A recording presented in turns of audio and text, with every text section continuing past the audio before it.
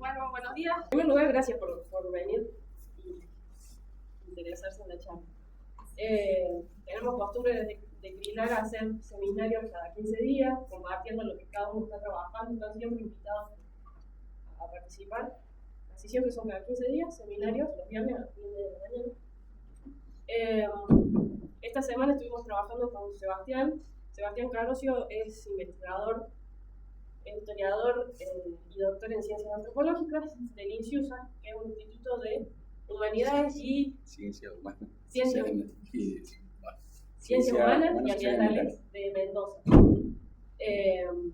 Bueno, y él hace un tiempo que se dedica a estudiar la cerámica arqueológica y la historia alfarera de acá de La Rioja, así que yo lo dejo con él para que nos cuente un poquito de todo esto.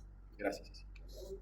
Bueno, buen día a todos y a todas. Gracias por venir y por acompañarnos en esta charla. La idea un poco que me dijo Cecilia de presentar es mostrarle los avances que estamos realizando en los diversos tipos de estudios que analizamos y que realizamos con nuestro proyecto arqueológico que estamos llevando adelante acá en el área.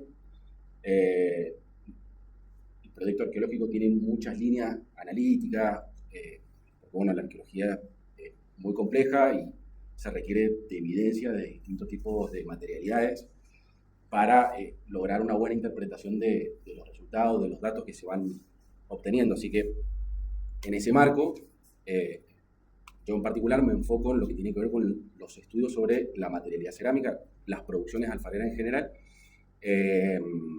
para diversos sitios que se encuentran acá en la Sierra de Velasco. El área de estudio, un poco aquellos que estén familiarizados, porque hacen otros estudios acá en Crilar, o aquellos que viven por acá, o cercanos acá, se compone de diversas cuencas, ¿sí?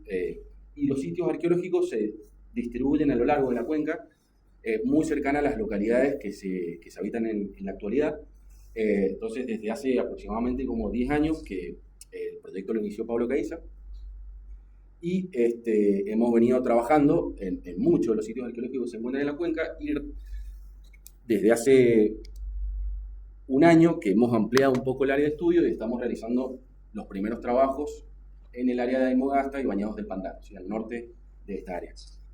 Los sitios que se encuentran en la zona son muy diversos, de distintos tipos de categorías dentro de lo que son las locaciones arqueológicas. Algunos son paleros rocosos, donde se ha identificado ocupaciones temporales, sobre todo del segundo milenio. Ahora voy a entrar en terminologías que seguramente después me van a preguntar, pero bueno, voy a tratar de ser lo más claro posible para aquellos que no están familiarizados con la arqueología. Pero bueno, hay abrigos rocosos que se han ocupado entre 1200, 1300 después de Cristo y 1700 después de Cristo, como en Agua Blanca. También, sobre todo los sitios que están en el piedemonte, en la Sierra de Velasco, ¿sí? Acá cerca, hay sitios de carácter con arquitectura residencial, con distintos grados de complejidad arquitectónica, más simple o más complejo en cuanto a las habitaciones que tienen los sitios, los espacios públicos. Y también tienen sitios, digamos, acá en la Sierra de Velasco, vinculados al arte rupestre también, como el Diablito en la cuenca de Chuquis, ¿sí? Y el Chañarcito, que es muy similar a Uchuquita. En general, estos tipos de sitios vienen asociados con terrazas de cultivo, ¿sí? Muchas veces, y con muchos morderales, ¿sí?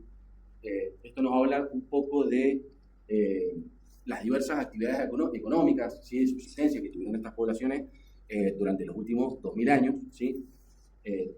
Dada por la temporalidad que ahora voy a hablar, pero nos habla de complementariedad económica en relación a producción de alimentos, ¿sí? Pero también recolección y otras actividades extractivas como la caza, ¿sí? Eso se puede documentar en la evidencia de restos óseos de fauna que se encuentran en los sitios, restos de maíces, restos de evidencia arqueobotánica que decimos nosotros, ¿sí? Y nos habla un poco de cómo vivía la gente y cómo subsistía la gente en el pasado.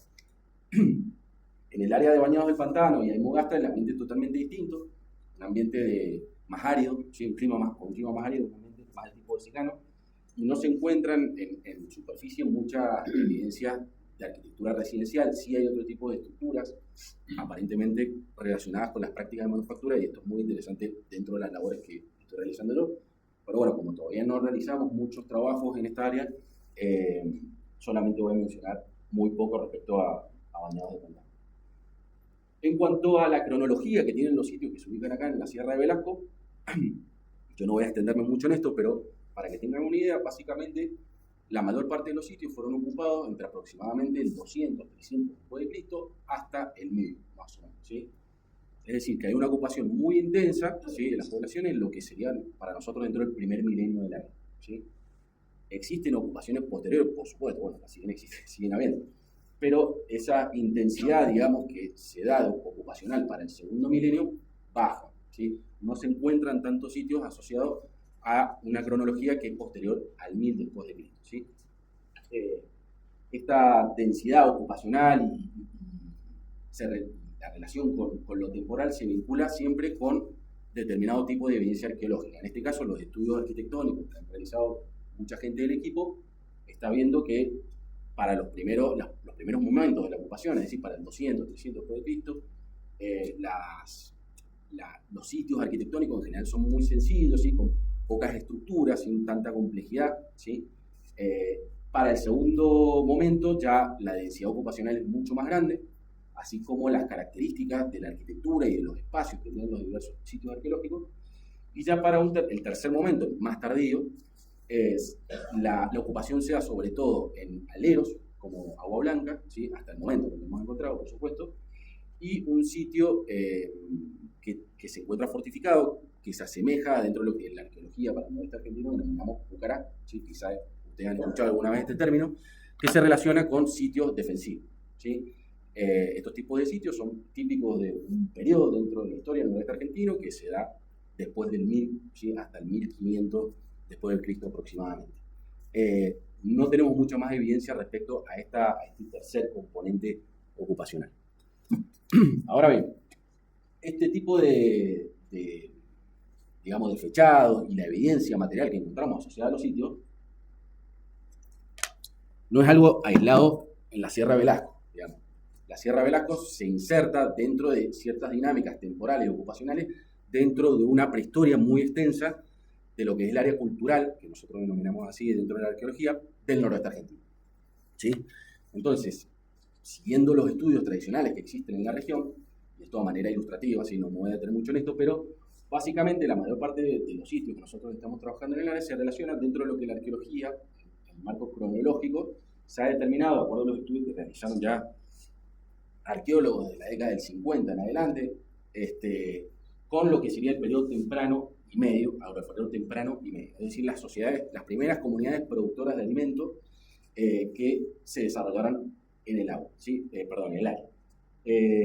También a estos periodos se les denomina de otra manera, de acuerdo a las diversas corrientes que existen en la arqueología, como formativo inferior, formativo superior, no me voy a detener en esto, pero eso se vincula, digamos, estos momentos de ocupación del temprano y medio se vinculan con ciertos fenómenos que en arqueología se les suele denominar como culturas arqueológicas, que son áreas de dispersión, ¿sí?, de cierta recurrencia de evidencia arqueológica similar. Entonces, ¿a qué me refiero con esto? En un área determinada, ¿sí?, del noroeste argentino, existe una evidencia común, material, que está ligada a la arquitectura, pero fundamentalmente las características de la materialidad cerámica, ¿sí?, en base a las formas y la decoración, que para los arqueólogos de la década del 50-60 terminaron denominando como cultura, ¿sí? Esa cultura se caracteriza por ciertos elementos materiales comunes, ¿bien? Bueno, en ese sentido, para nuestra área, la materialidad que nosotros estamos observando se asemeja mucho a, dentro de lo que es el noroeste argentino, para este momento se vincula con la cultura de Ciénaga y la cultura de Aguada, fundamentalmente. Hola, Gaby. Ahí llegaron las compañeras de trabajo. Bueno, el temprano se caracteriza, como yo les decía, por la cultura ciénaga, ¿sí? Que en la actualidad estos conceptos son más que nada del tipo operativo, es decir, no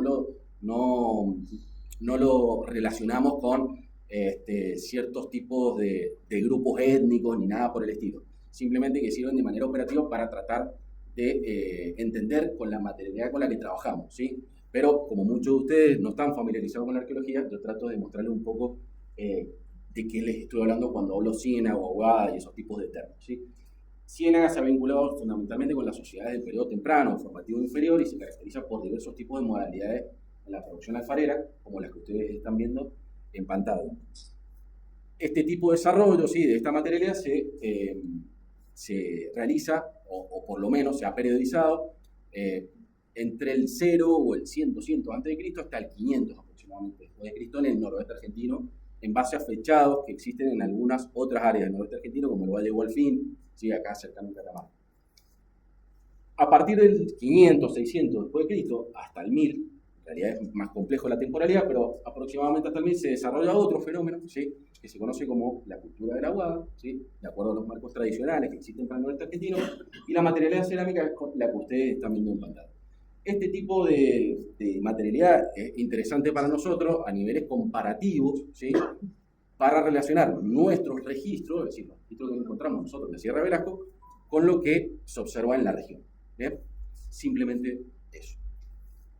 Entonces, siguiendo esa base, los objetivos generales de este proyecto de investigación, que se inserta en un proyecto macro, ¿no es cierto?, se relaciona con identificar las características de las producciones alfareras de las comunidades que habitaron estos espacios, ¿sí?, la costa riojana, sobre todo durante el primer milenio de la era, aunque por supuesto que esto es más flexible porque en la actualidad estamos analizando materialidad sobre contextos que trascienden esta temporalidad. Y esto implica realizar o tener objetivos más específicos que se relacionan con caracterizar y comparar la tecnología y composición de las cerámicas, ¿sí?, a partir de diversas líneas metodológicas, de las cuales les voy a hablar ahora. También identificar potenciales fuentes de materia prima. Para estos momentos no tenemos evidencia escrita que haya documentado cómo vivía la gente en el lugar. Entonces tenemos que recurrir a otro tipo de evidencia indirecta que nos trate de aportar información sobre los recursos que utilizaban las comunidades para realizar las cerámicas que nosotros encontramos en los registros. También identificar cuáles son las técnicas de manufactura, entender las variaciones tecnológicas dentro de lo que es el concepto de cadena operativa, que ahora les voy a hablar un poquito, y ver cómo se relaciona esta materialidad con el resto de la evidencia arqueológica. Siguiendo estos objetivos, nuestro proyecto parte de una concepción teórica, metodológica, un protocolo que se basa en desentrañar o explorar lo que se conocen como cadenas operativas.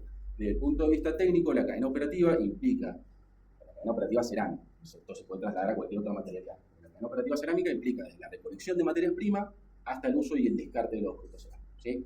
Ahora bien, desde nuestra perspectiva, la cadena operativa no es simplemente, ¿sí?, un proceso totalmente técnico, sino que además está vinculado con las estructuras sociales, ¿sí?, que poseen las comunidades, ¿sí? Es decir, hay un montón de bagajes, tecnológicos, que se relacionan con las concepciones, las percepciones sociales y culturales y ambientales que tiene la gente de ese proceso operativo. Las cadenas operativas son en sí mismos producciones sociales, es decir, que cuando uno realiza determinado tipo de actividad técnica, esta se vincula con todos los aspectos de la sociedad en conjunto. Eso implica modelos de enseñanza-aprendizaje que han tenido los alfareros y las alfareras del pasado, en base a una mamá con su hija, que se transmite de generación en generación y que perdura en el tiempo. Eso permite entender a las producciones cerámicas como tradiciones, ¿sí?, como tradiciones que nosotros podemos revelar a partir de información indirecta, ¿sí?, porque no podemos observar a esas comunidades que hace 1500 años elaboraban la cerámica. Entonces tenemos que utilizar distintos tipos de recursos. Pero lo importante es entender que estos procesos técnicos no son solamente producciones tecnológicas, sino que también nos hablan de las dinámicas sociales que tenía la gente en el pasado. Para ello, dentro de lo que utilizamos en arqueología para acceder al conocimiento de esas cadenas operativas, nosotros utilizamos una línea metodológica que está basada en la arqueometría. Este es un término muy complejo, pero en realidad la arqueometría para nosotros, ¿sí?, es la aplicación de diversas herramientas técnicas procedentes de las ciencias exactas y naturales a la resolución de problemas arqueológicos, ¿sí? Bueno, esto es muy utilizado para distintas materialidades, pero para la cerámica es trascendente, ¿sí? ¿Por qué? Porque nos permite acceder a otro tipo de información, nos permite acceder a lo oculto dentro de los sistemas tecnológicos. Es decir, cuando nosotros accedemos al material cerámico que recolectamos en las excavaciones, y hacemos una caracterización de eso que estamos observando, vemos las formas de la cerámica, vemos las decoraciones, ¿sí? Pero estamos viendo atributos en la cerámica que son netamente situacionales, que pueden estar ligados a prácticas de consumo, a las preferencias que tiene un consumidor o un demandante de esa producción cerámica. Ahora, cuando nosotros utilizamos herramientas arqueométricas para entender cómo se componían esas cerámicas, cómo se componían los pigmentos con los que decoraron esa cerámica, entre otros aspectos, nos metemos un poco en la cocina, digamos, en el núcleo de la producción alfarera. Nos metemos en las elecciones, la selección que realizaron los alfareros y las alfareras, y por qué realizaron, y para qué realizaron, y cómo se interrelacionaron con el paisaje tomando esas elecciones, ¿sí? Entonces, de ese modo, accedemos a la información íntima, ¿sí? Y de algún modo a ciertos aspectos identitarios de las sociedades que elaboraron esa producción. ¿Se entienden? Perdón si me extiendo un poco. Bueno, esto implica utilizar un montón de baterías analíticas, ¿sí? Muchas de las cuales llevan tiempo, requieren de dinero, que es algo que escasea en la actualidad para nosotros, y complementar la información. Pero además, no solamente eso, sino que implica interpretar los datos que me están aportando los técnicos y las técnicas que realizan muchas veces estos análisis, ¿sí?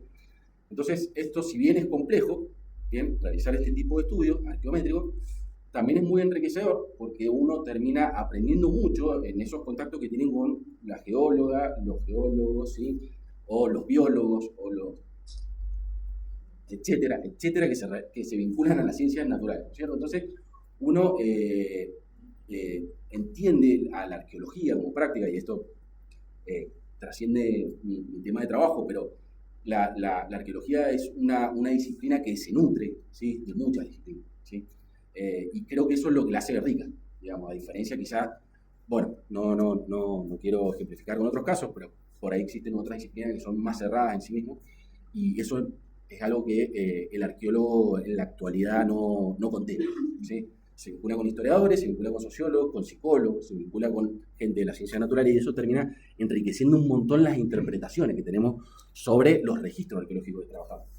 Entonces, bueno, básicamente para este proyecto hay una batería analítica que podemos dividir en dos, ¿sí? Por un lado, lo que tiene que ver con la prospección, recolección, relevamiento de fuentes potenciales de materia prima y áreas de manufactura.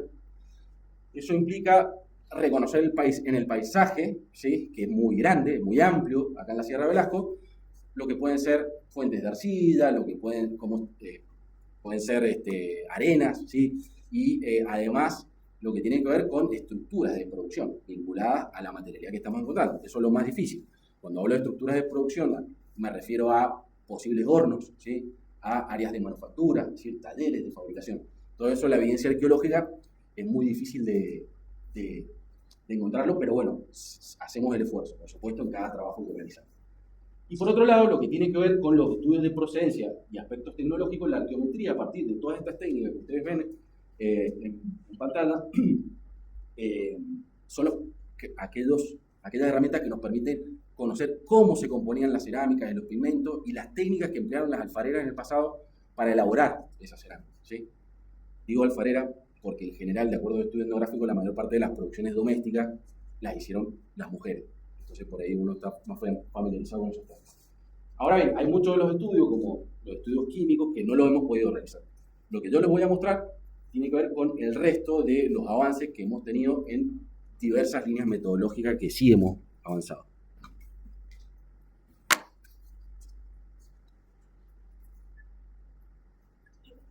¿Qué estamos estudiando? Es decir, ¿cuáles son los materiales que estamos trabajando? Bueno, todos. Todas las colecciones que presentan los sitios, ¿sí? La densidad material es muy grande en la mayor parte de los sitios, aunque eso varía dependiendo del tipo de sitio. Pero casi todo lo que ustedes ven acá en esta imagen tiene que ver con cerámicas que se asocian a los tipos, a las tipologías, ¿sí? Que se han encontrado en otras partes del noroeste argentino, sobre todo en áreas cercanas, ¿bien? Entonces, bueno, uno trata de abordar las diversas colecciones y eso tiene sus demoras, tiene sus tiempos, ¿sí?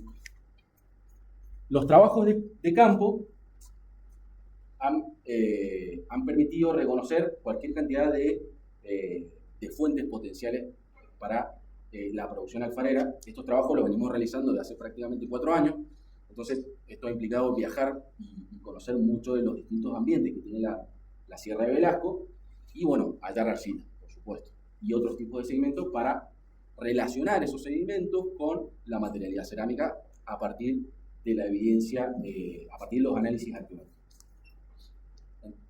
Actualmente también hemos tomado muestras en la zona de Bañados del Pantano, del río Baucán, Colorado, en el límite con Catamarca, pero la verdad que hemos tomado muestras por diversos sitios de la sierra.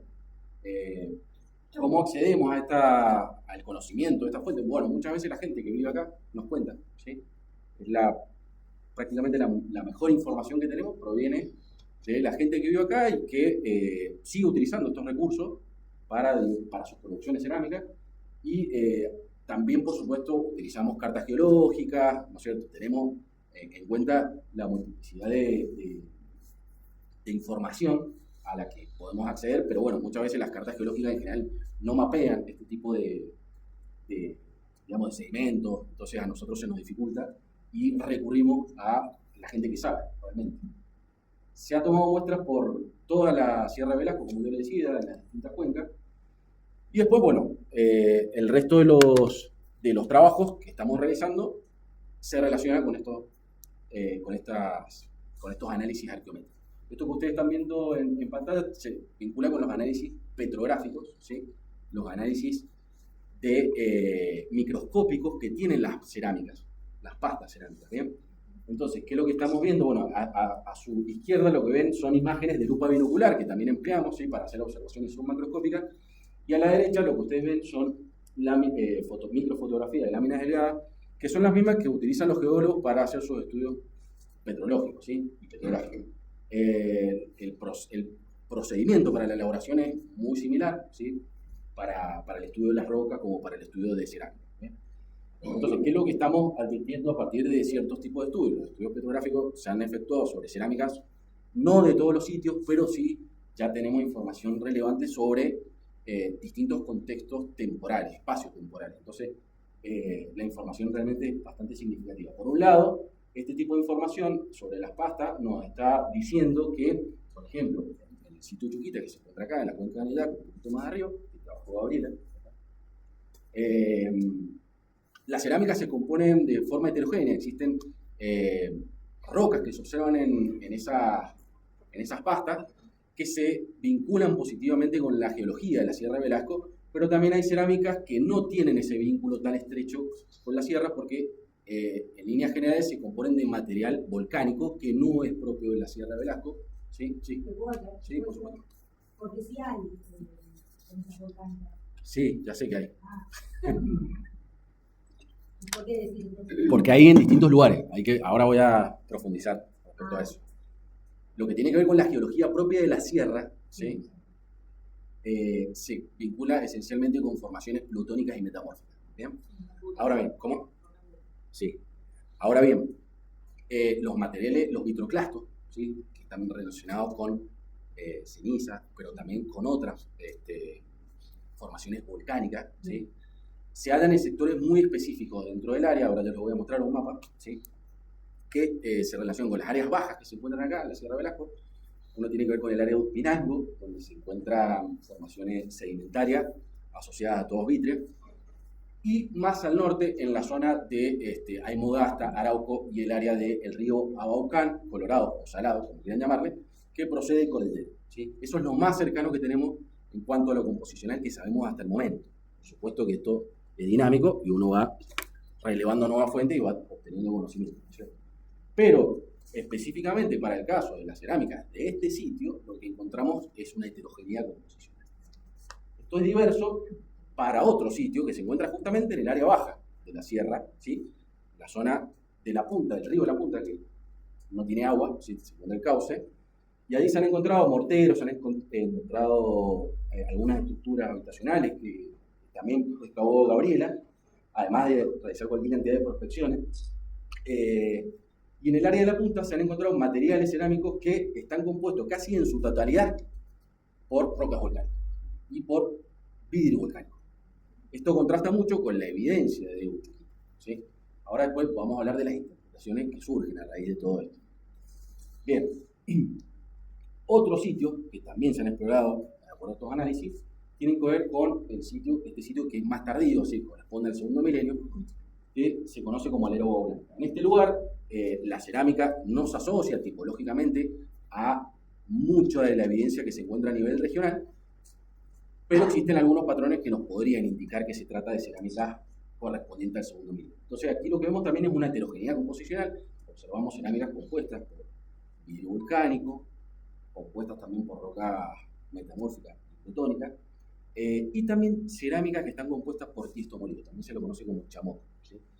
Esto es muy significativo porque la utilización de tiesto molido, de acuerdo a los estudios regionales, es un gesto técnico propio de las producciones que se dan en el noroeste argentino durante el periodo tardío, ¿sí? Después del 1000 después de Cristo hasta el 1500, e incluso después, porque también con la llegada de los incas a la zona también se incorpora la tecnología del tiesto molido como parte de las prácticas tecnológicas.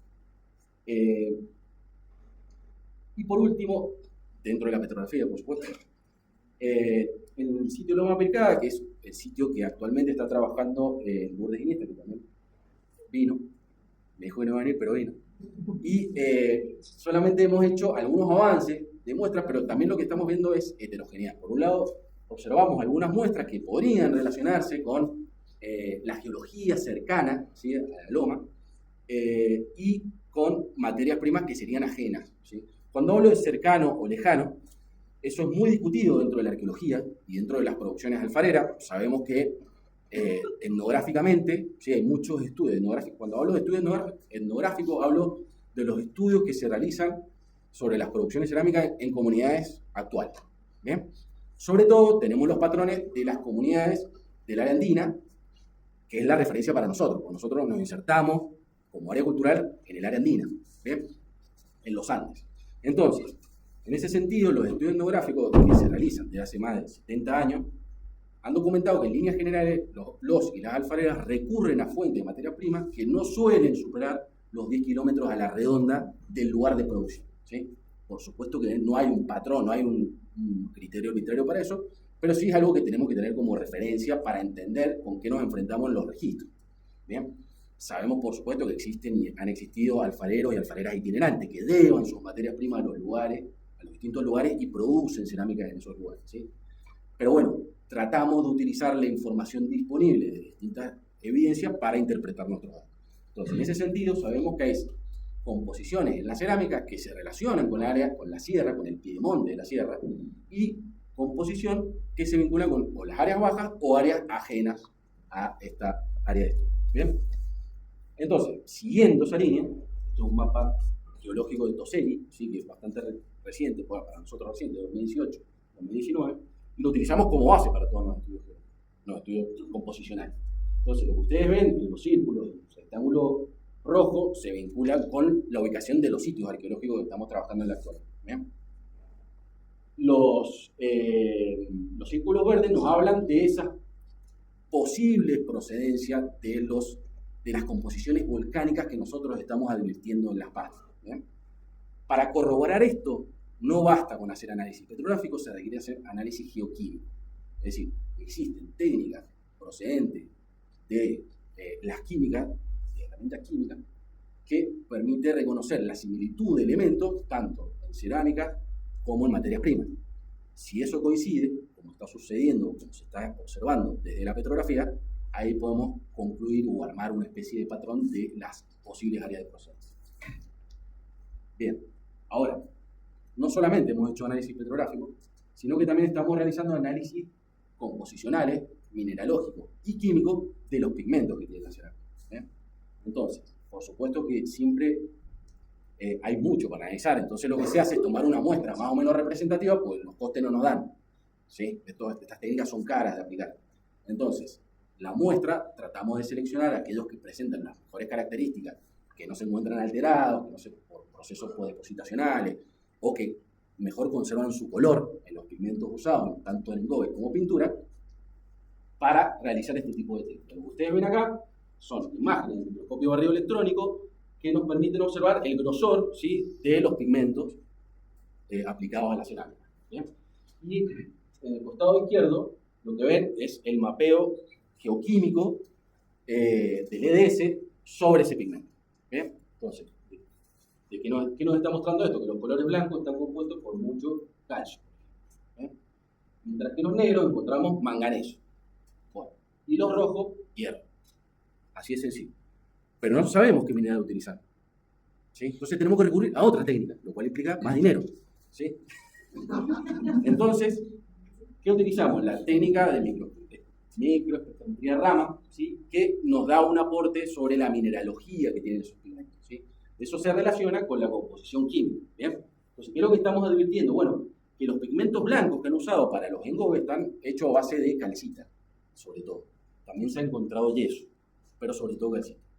Los espectros a veces son muy dificultosos de interpretar, ¿sí? Y se requiere de bases de datos, lleva mucho tiempo, tanto por parte del técnico como por parte del arqueólogo que hace la interpretación de los datos. Mientras que para los pigmentos rojos es muy común la presencia de hematita, prácticamente en cerámicas correspondientes a distintos tipos de temporales, y para los negros encontramos una gran diversidad que se relaciona con óxidos de manganeso, que son muy diversos, pero casi todos están formados por jacobsita y algún otro óxido de manganeso.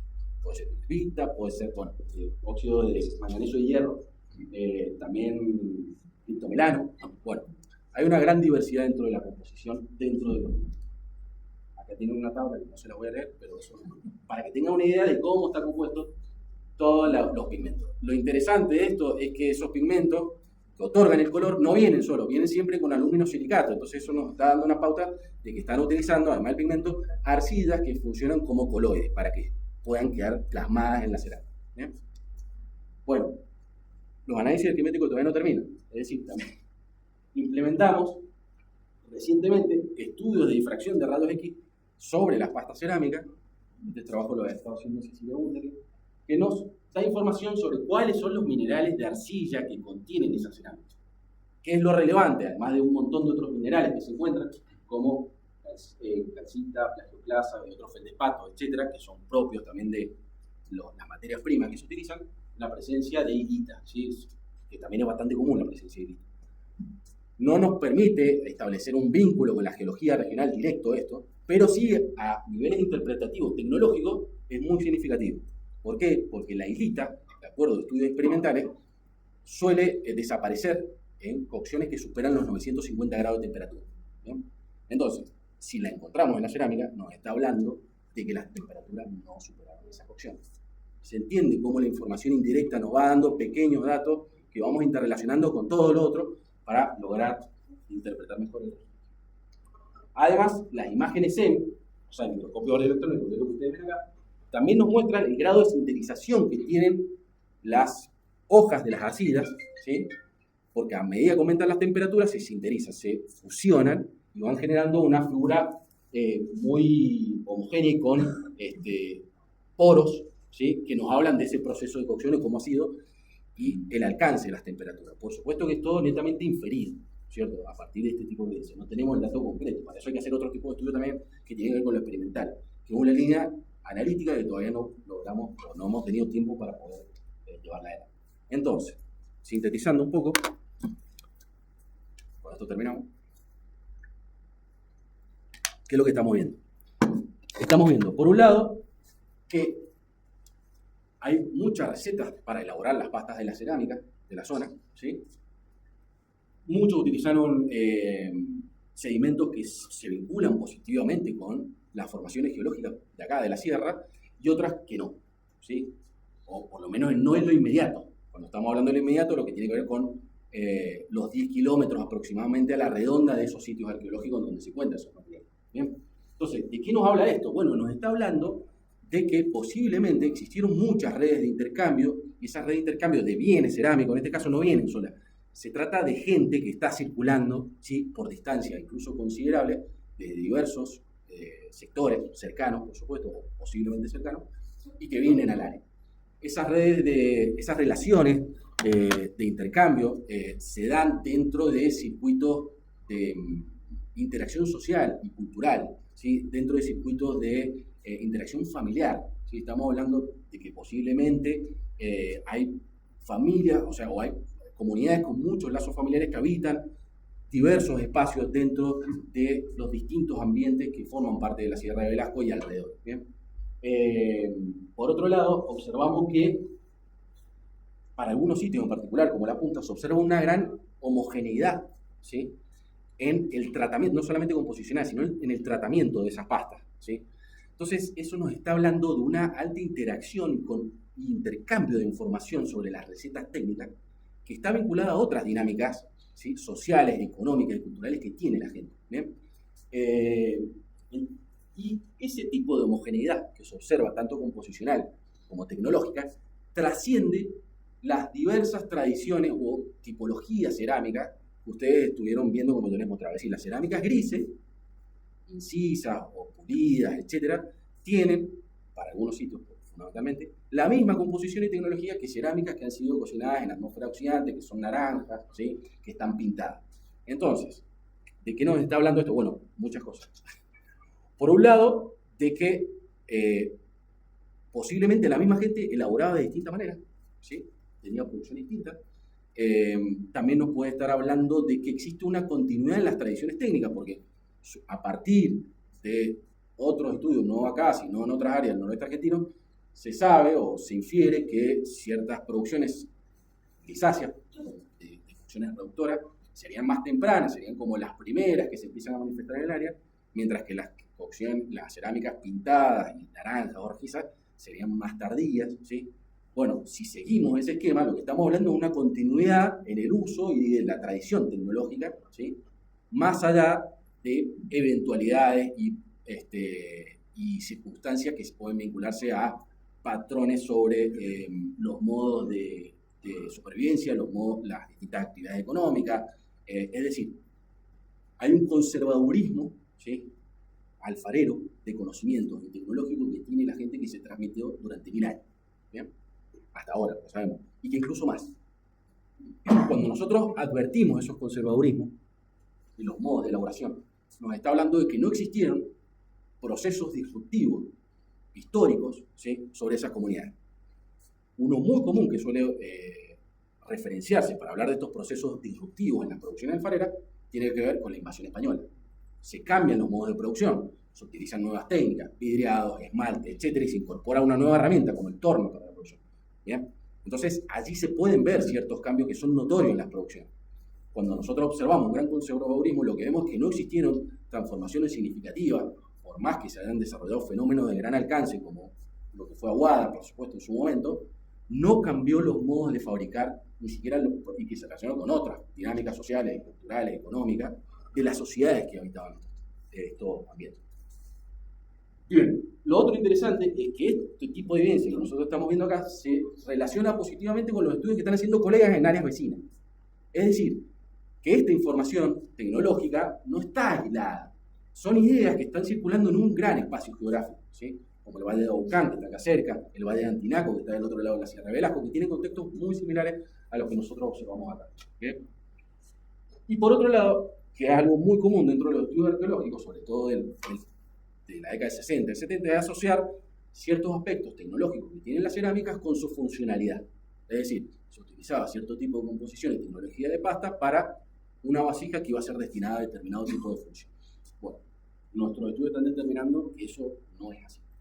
Que por lo menos desde las características que tienen las pastas cerámicas no se pueden asociar a una función en particular dentro de los recipientes. La función estaría determinada por otros atributos que tiene la cerámica, la forma, la decoración u otros aspectos, ¿sí?, u otros atributos, pero no desde la composición. Porque observamos la misma composición para piezas que habrían sido destinadas para distintos roles, para tener distintos roles. Bien, los otros estudios que están vinculados con las técnicas de cocción, con las pinturas y los engobes, nos están mostrando que, en primer lugar, hay una gran variabilidad en las técnicas de cocción, sobre todo en las atmósferas, es decir, atmósferas reductoras para conseguir piezas grisáceas, donde no circula el oxígeno en una atmósfera reductora, entonces se consume el oxígeno y termina generando una coloración grisácea negra en la cerámica. Mientras que las atmósferas oxidantes, donde durante la cocción el oxígeno circula libremente, tiende a producir cerámicas de tonalidades naranjas y rojizas. ¿Bien? Esto no es lineal, por supuesto, pero en líneas generales, dentro de las interpretaciones arqueológicas, es lo que nosotros tomamos a mano para tener referencia. Sabemos que la técnica de cocción es muy compleja, ¿sí?, requiere de mucho conocimiento, existe multiplicidad, tanto en el área, bueno, en el área no hemos encontrado mucha evidencia, pero sí en otros sectores cercanos, como en el Valle de Antinaco, se han encontrado estructuras de producción y son múltiples, estructuras de combustión asociadas a la cocción. Hay pozos donde se han cocinado a cielo abierto la cerámica, pero también hay estructuras cerradas. Entonces, este tipo de evidencia nos está marcando que las cerámicas fueron cocinadas en distintos tipos de estructuras. Si eso se originó en áreas cercanas, es muy posible que también encontramos los mismos tipos de estructuras para esta área, ¿sí? Bueno, y por lo que identificamos en las pastas, esas temperaturas no habrían superado los 950 grados. Por supuesto que pueden existir, esto no es un patrón, no toda la cerámica quiere decir que no hayan excedido esta temperatura. Es más, muchas cerámicas posiblemente ni siquiera llegaron a los 950 grados, sino mucho menos. Pero bueno, son los datos que tenemos para tratar de acercarnos a estos procesos. En cuanto a los pigmentos, vemos una gran homogeneidad en el uso de algunos pigmentos, como la hematita para los colores rojos, la calcita, aunque son pocas muestras analizadas, para los colores blancos, mientras que para los colores negros una gran diversidad, ¿sí?, de óxidos de manganeso. Esto es muy complejo, el tema de los óxidos de manganeso, porque el criptomelano y otros que se encuentran, como la jacoxita, son susceptibles a transformaciones durante la cocción. Es decir, un pigmento originario, que puede ser una pirulusita o un óxido de manganeso, con las temperaturas de cocción se modifican. ¿Y qué es lo que yo voy a encontrar? La última modificación, ¿se entiende? Térmica. Entonces, analizar estos procesos requiere de múltiples evidencias, ¿sí? Y nos habla de la complejidad técnica. ¿Son recursos que se encuentran en la naturaleza? Sí, se encuentran, pero también sabemos que por contaminaciones o por procesos tecnológicos se pueden modificar esos pigmentos. Entonces hay que tener muchos recaudos a la hora de este tipo de interpretación. ¿Bien? Lo que sí sabemos es que todos los pigmentos, tanto en pintura como en gobe, utilizaron arcillas para ser aplicados. Es decir, no se utilizó el pigmento solo. ¿Bien? Utilizaron arcillas que funcionaron como coloides, ¿sí?, para poder ser usadas en la cerámica. Bien, ¿cuáles son nuestras perspectivas? Pues esto, si bien llevamos tiempo, hay que continuar. Entonces, sería incorporar nuevas muestras de sedimentos de acuerdo a la evidencia arqueométrica y la ampliación del área de estudio. Ahora estamos desarrollando trabajos al norte de esta área, entonces eso implica reconocer este nuevo territorio que se está trabajando, tomar fuentes de materia prima en esos lugares, que posteriormente tienen que ser analizados, ¿bien? Comparar los estudios petrográficos de la cerámica con las arenas. Ese trabajo lo está haciendo Mateo y Cecilia, y están dando muy buenos resultados, para tratar de relacionar las composiciones. Lo que vemos que sí, se han usado material, se ven rocas que se observan en las arenas que se encuentran en la cerámica. Sobre todo rocas, granitos, granitoides, de ese tipo de material. Hay que incorporar los análisis geoquímicos, es decir, utilizar herramientas como la fluorescencia de rayos X u otras técnicas que permiten detectar los elementos químicos que poseen esta cerámica y sedimentos, ¿sí? Una parte importante que no hemos avanzado aún tiene que ver con la experimentación, es decir, ver cómo se comportan estas cerámicas. No sabemos si todas las cerámicas que hemos recuperado en el campo son buenas o sirven o no sirven para hacer cerámica, ¿sí? Nosotros hemos hecho ensayos in situ y podrían funcionar, pero bueno, sabemos que eso es muy, muy complejo porque se sabe que si esta sida por ahí se la mezcla con otra, funciona, entonces es muy relativo. Entonces hay que realizar este tipo de experimentaciones que va a llevar mucho tiempo, ¿sí?, porque son muchas muestras, para tratar de conocer mejor cómo son esas materias primas. Y por supuesto, encontrar estructuras de producción, ¿sí?, que nos hablen de cómo era el modelo productivo, ¿sí?, la escala de producción. Tenemos algunos datos, ¿sí?, que nos pueden estar hablando de eso. Que ahora les voy a mostrar algunas fotos, pero, por ejemplo, lo que tiene que ver con lo composicional, habíamos advertido la presencia de vitroclastos en muchas cerámicas de acá, y resulta que cuando vamos a Bañado del Pantano, nos encontramos que el suelo, el sedimento, está repleto de poros. Uno camina a la vera del río Colorado, Bocan, y se encuentra todo el sedimento lleno de poros. Bueno, habrá que estudiar. Y también es una estructura de combustión, ¿sí? Este tipo de estructuras que abundan en algunas áreas hay que excavarlas, ver cómo funcionan, ver de qué se tratan, ¿sí?, y a partir de ahí relacionarla con la materialidad. Lo interesante es que la materialidad que se encuentra en esta área de Bañado del Pantano es muy semejante a la que nosotros encontramos en los sitios de la Sierra de Blanco, ¿sí? De allí esa dinámica, esa interacción que existen entre las diversas comunidades que habitaron esta región. Bueno, gracias.